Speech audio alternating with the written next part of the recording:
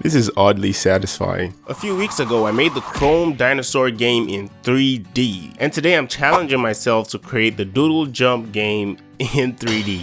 A game that amassed over 200 million downloads on all platforms, which made me wonder, how difficult would it be to create such a successful game? Well, let's find out. The first thing you need to do when creating a game is creating a bean character, or a capsule. This is important because the first step to making a game is prototyping, and using basic shapes when prototyping makes everything a lot easier to understand. Next, we need some platforms just like we have in the original game. And after adding some walls to the edges of the screen, everything now looks trash because we still have a long way to go. In the original game, the Doodle character jumped every time it landed on a platform. To implement this, I added a rigid body on the capsule to enable some physics calculations on the character. Then I wrote a script to add an upward velocity after the capsule collides with a platform.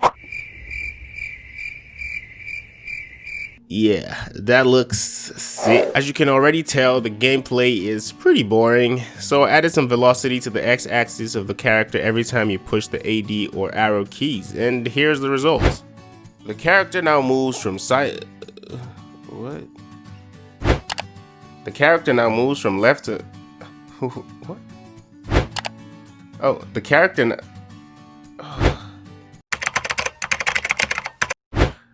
And now here's the final... And now here's the results. At this point, we have some basic movements and we would need to jump on platforms. But there's a problem. The Doodle literally jumps through platforms before landing on it, and this effect will pretty much be impossible to achieve in 3D, except we make it 2D.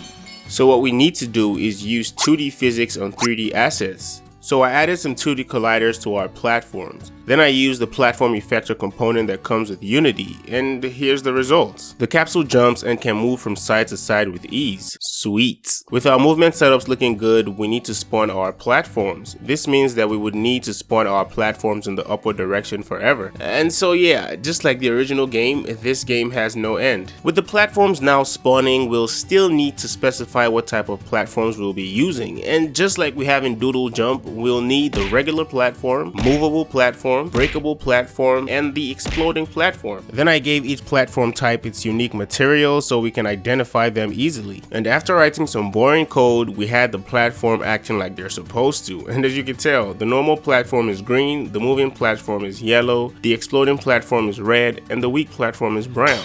Then I began working on the power-ups. For the power-ups, we'll need the trampoline, a spring, and a helmet copter? Yeah, a helmet copter.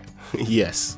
Since we're still prototyping, I made the helmet copter a sphere, the spring a cube, and the trampoline yes. And after some more boring programming, I had the power-ups working. At this stage, it was time to replace our ugly assets with actual models.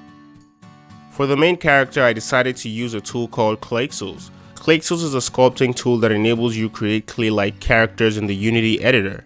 So I began sculpting the Doodle character, but unfortunately, I found performance to be an issue because my GPU is from the Stone Age, and since I wanted everyone to have access to the game, including those with PCs just like mine, I decided to scrap Claxels. I eventually decided to use Blender to create my Doodle character.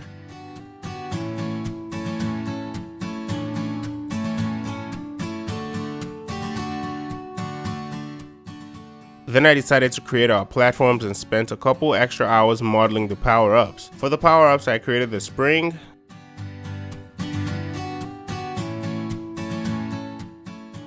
then the trampoline, and lastly, the helmet copter. After some playtesting, I felt like my platform models really looked terrible, and I was getting really tired of going back and forth in Blender. So I decided to download a low poly pack from the asset store. After several hours pulling my hair out trying to get the perfect looking platforms for the game, I eventually gave up and picked anything, literally anything. The normal platform was a rock, the moving platform was a bus, the exploding platform was a cloud, and the breakable platform was a tree stem. And to my surprise, it actually looked pretty good. The combination of a rock and a bus for a platformer didn't really look out of place. Then I quickly set up the score UI and designed the start and game over screen. And with some sound effects and final polish, here's the final result.